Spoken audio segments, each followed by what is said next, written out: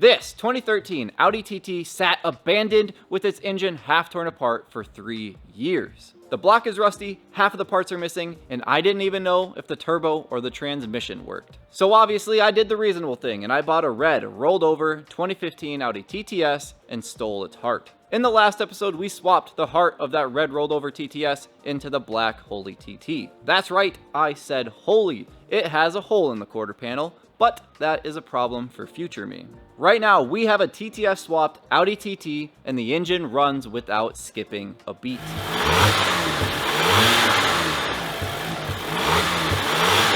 And in this episode, I want to drive it. But I don't want to drive it as is. No, no, no. We have upgrades, people. We have the big brakes off of the TTS, an aftermarket intake, a catless downpipe, plus an engine tune and a transmission tune. After all is said and done, we're shooting for a 50% horsepower gain over a stock 2013 Audi TT. And this list here should be everything that we need to do to get the car put back together, modified, and tuned, and back on the road. So first things first, downpipe. Taking off our intake first is doing double duty. We're gonna replace it with an aftermarket one, and we need to get it out of the way so we can take off our downpipe bolts as well. Once the top downpipe bolts and the O2 sensor are off, we can raise the car up and do the bottom.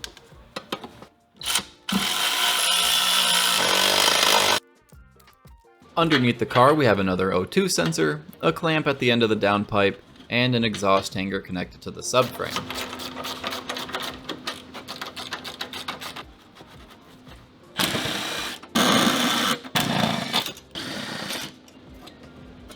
I'm also going to remove the dog bone mount and move the drive shaft over. With those two out of the way, it's way easier to get the last bolt and to remove our stock downpipe. Third time taking one of these off, probably the last time. Should be, hopefully. Before we put the new downpipe on, we need this exhaust hanger.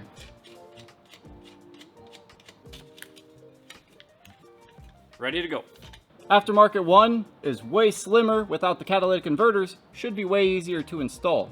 Gasket first, then the downpipe.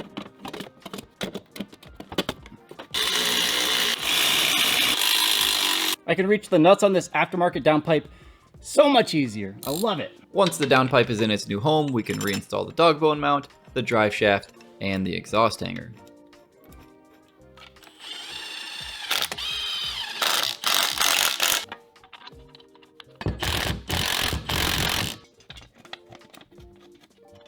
Well, that's disappointing.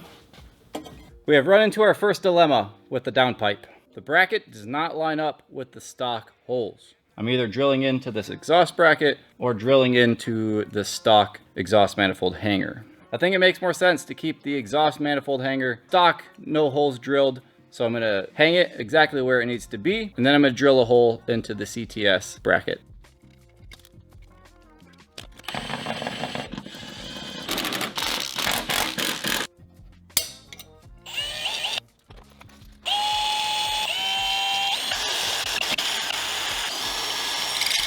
Okay, I spent like 30 minutes trying to drill through that. So instead I used one of these and just reamed out the hole, and it was so much faster. Remember this for next time. Obviously you need a hole to start with, but since I did, it was so much better. Now I'm just gonna use a fender washer so I have plenty of surface area. There we go. I thought I was gonna be halfway done with the list by now, but we're halfway done with the first item. All right, just kidding. This washer's too big. It runs into the bottom. It would rattle like crazy. Let me get a different washer. All right, got a little bit of a smaller one here. There we go. No more rattle.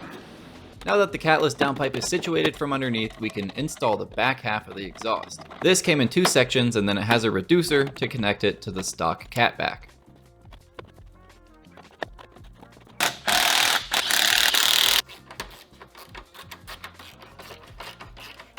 No contact anywhere when I shake the exhaust.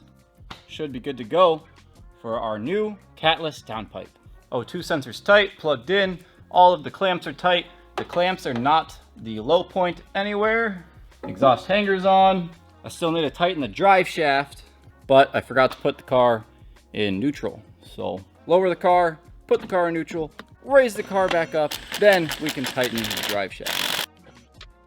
With the car back on the ground, we can tighten the last downpipe bolt, the O2 sensor, and the turbo heat shield.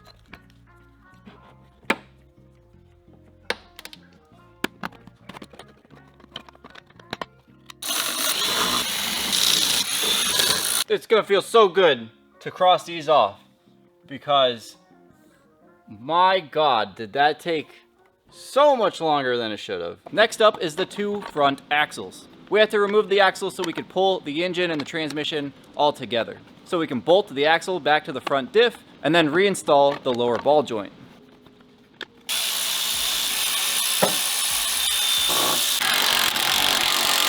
And then of course we just do the same exact thing on the other side.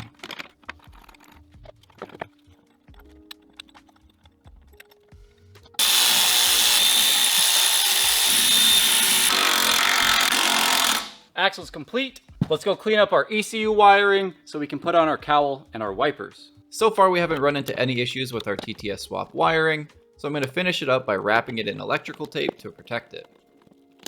There is also a little plastic cover that goes over the connector.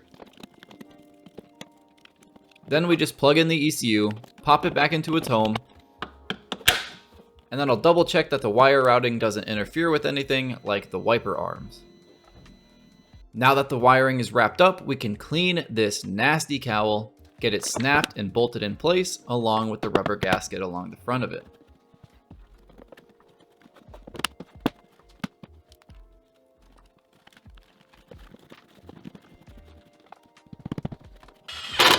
And same thing with the wiper arms. Clean them and install them.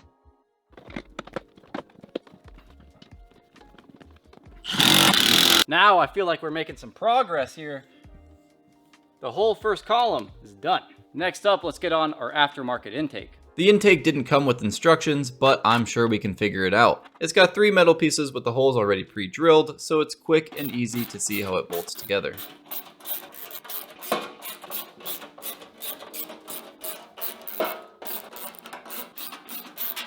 It does use the stock MAF sensor and tubing, so we'll need to grab that from the stock intake box.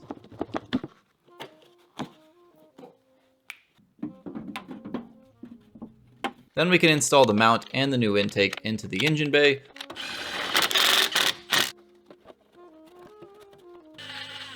Along with the rubber gasket around the top to help seal it with the hood closed. Then we can bolt on the MAF sensor, install the coupler and the filter, and lastly the tube that goes to the turbo and the hose that goes to the recirculation valve.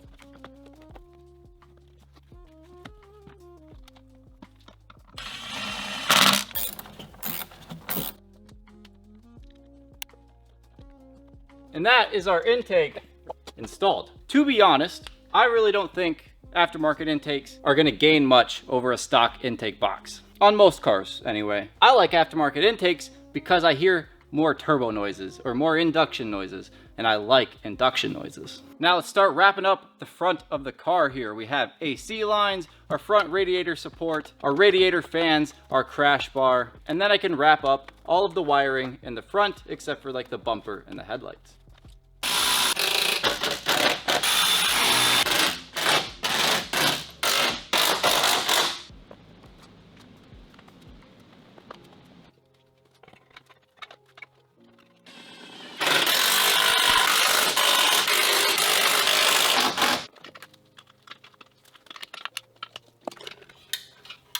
And that is the radiator support, AC lines, radiator fans, crash bar, and the front wiring. Man, we're crushing this list right now. Next up, bumper, headlights, wheel liner, let's go. This one is pretty self-explanatory. We just have like 4 bolts holding it to each fender and 4 bolts holding it to the front core support.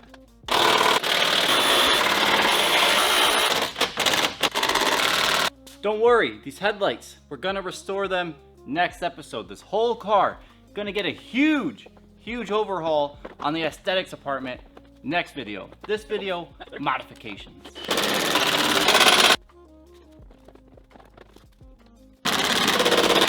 I didn't write it down, but then there's 2 little plastic pieces that go on each side of the front bumper.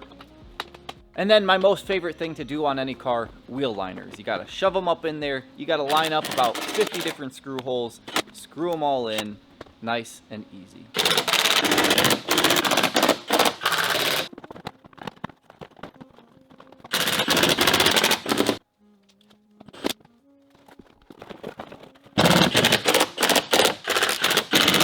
Okay, the second column, bumper, headlights, wheel liners, done. That brings us over to the last two items. These four, all related to brakes. The last one, I just gotta plug in and tune the car. Hopefully that's easy. I would hope that's easy. Gonna be honest, painting the brakes. We're not gonna do it in this video. I am going to paint the brakes because they're pretty ugly, but not in this video. I might regret that. The next video is all about that aesthetic, before and after. That makes sense to do next video. So we just got to get the rear brakes off of the rear subframe from the TTS, and then we can install them and bleed them. It's going to be a pain in the butt to take these calipers off with the upper control arm off. So I'm going to do a little bit more disassembly than I thought and take the shock, the spring, and the upper control arm off just to give me a little bit more room.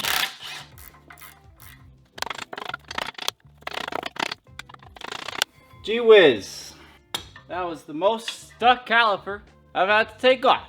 It's the twist style, so you can't really just collapse it. So I don't know the best way to take these off. Now just one more time on the other side.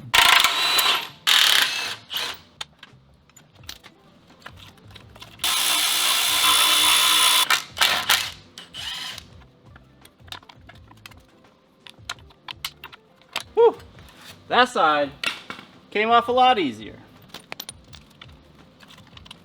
Okay, brakes have been retrieved, but they're really, really dirty. Every time I touch them, my hands turn black. So I'm gonna give them a quick wash.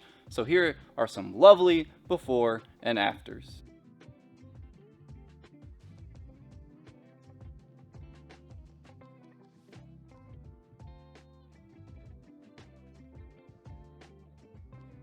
Okay, now that they are clean, not perfect, not good looking, but clean, let's start taking off the old calipers one at a time and putting the new ones on.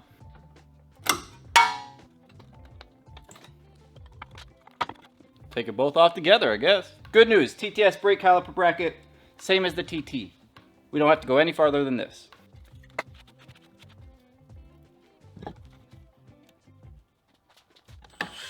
Fun fact, even though the TTS brake rotors are bigger, the heat shield is the same size.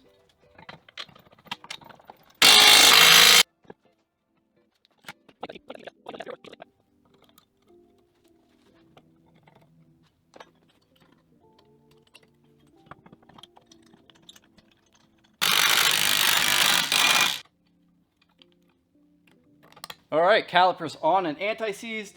Brake caliper is installed and anti-squeaked or lubricated. And then the hose is tight with all the little push clamps that I hate. Actually, before we continue, here is the difference between the brake caliper sizes. Pretty crazy. We just got done with the front right. Let's go do the front left.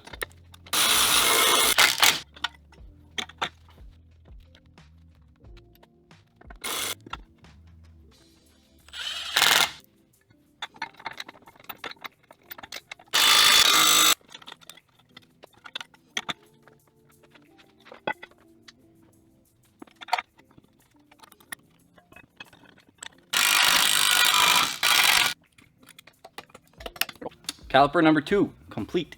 On to the back calipers. These should be easy. I just got done doing this, but we'll find out.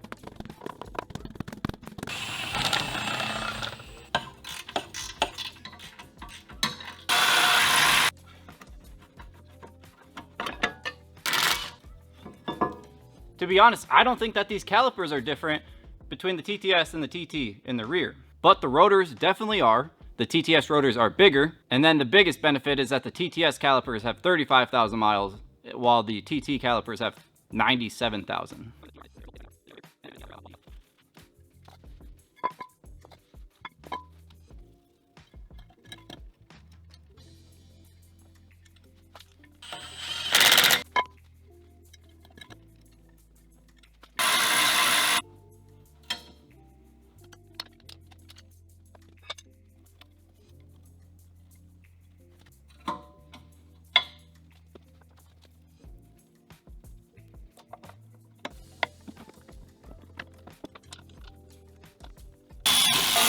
Caliper's tight, brake lines are tight, e-brake cable installed. Last caliper and rotor. Let's get it done.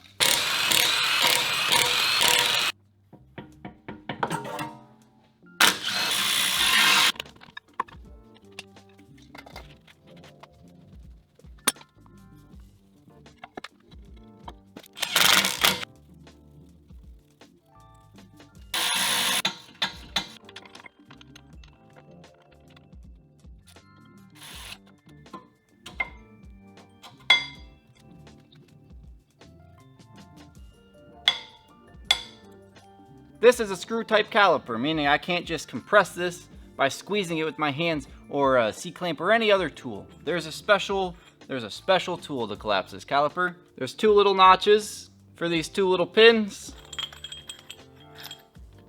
Slide it all together, get the clamp tight, and then you just twist it one way or the other, and then it's collapsed. And now that it's collapsed, it'll fit. Nice and easy. Brake line's tight, e-brake's tight, caliper's tight. That should be all 4 calipers installed. We are getting so close. Brakes installed. Oh, you know, I didn't even write that. Drive. Bleed it, tune it, drive it. We do have a timeline here. It's winter time in the Midwest, which means it gets dark. The weather app says that the sunset is at 4:56 p.m. and it is currently 3:30. So we have an hour and a half to drive the car before it's dark.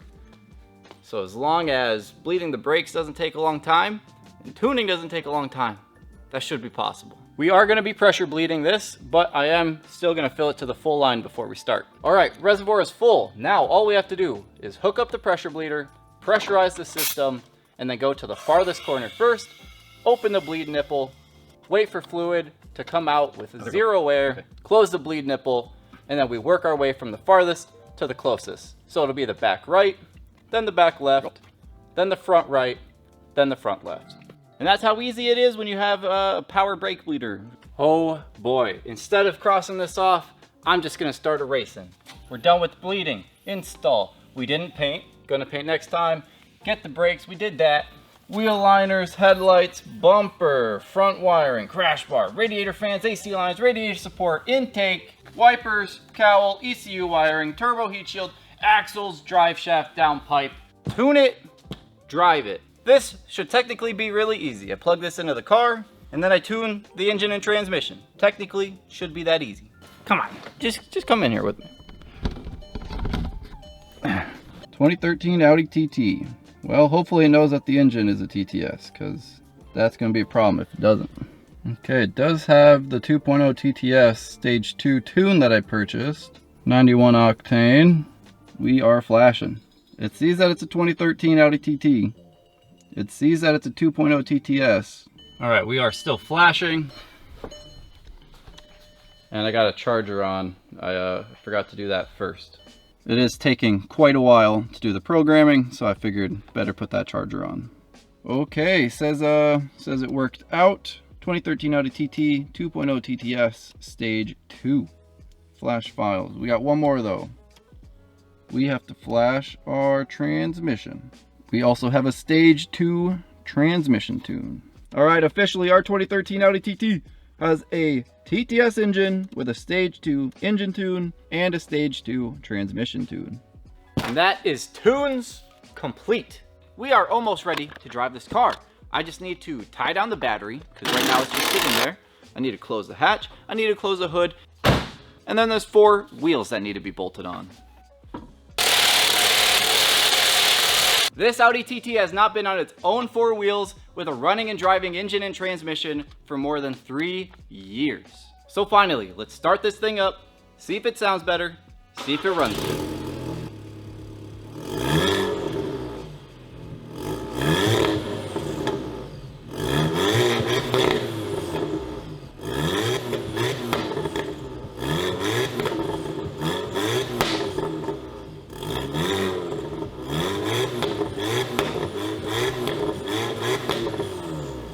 You know, I like it. I like it. So I can only rev it to 4,000 RPM in park or neutral. So we'll have to see how it sounds on the road. when we can actually rev it out to, I think 7,000 is the rev limiter. Idled perfectly, revved perfectly, happy camper. Now, we have to go from a high point. Well, I have to go from a high point to a low point. I have to be honest with you guys. We do not get to drive the Audi. Well, I don't. Not right now. We get to. Just, it's pretty dark out. By the time I set up the GoPro and all of the filming equipment to go drive it, it'll be dark. So even though I just did all of that work, I don't get to drive it quite yet. But that is a me problem, not a you problem, because YouTube magic, it's gonna be the next day and we're gonna go for our first drive. I'll be right back. One eternity later. Ladies and gentlemen, it is the next day and it's time for our first drive. The glass on this car was absolutely filthy. I could barely see through it, so I went ahead and cleaned those all up to prepare for a nice, safe outing. I'm also wearing a very appropriate shirt for our first drive. Sometimes you don't go for first drives, you go for first breakdowns, and I'm repping that very well. You can get this design and many more like it on t-shirts or sweaters at ShawnzeyRacing.com. Any money you spend at ShawnzeyRacing.com goes straight to the projects on the YouTube channel. I deeply appreciate any of you who have bought t-shirts and sweaters. It helps me a lot. Now, let's get this car on the road.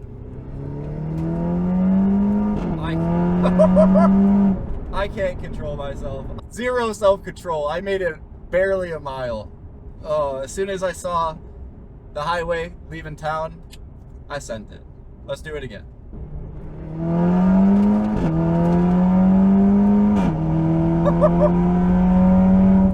Okay, rotors are warped. I am not a big fan of four bangers. To me, hard to make them sound good. That sounded good. We had some cackles on the upshifts. Some pops and bangs when we're shifting.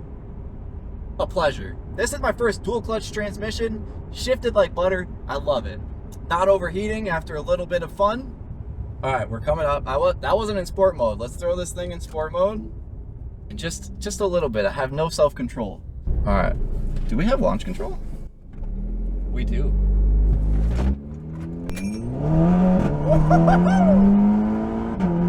Oh, baby. Oh, that's fun. I like that. That's fun. Launched good. Sounded good. I'm happy, guys. Very, very successful first drive. I could not be happier. Are you kidding me? This thing sounds good. It's fast. It's fun. This is awesome. This is going to be an amazing daily driver.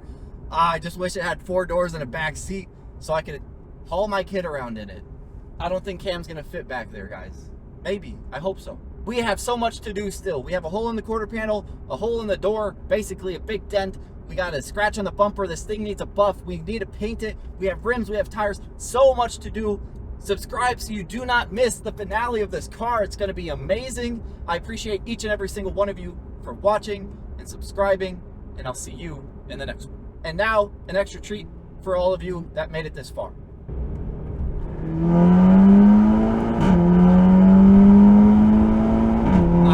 I'm happy. I'm always so happy with that. Let's go.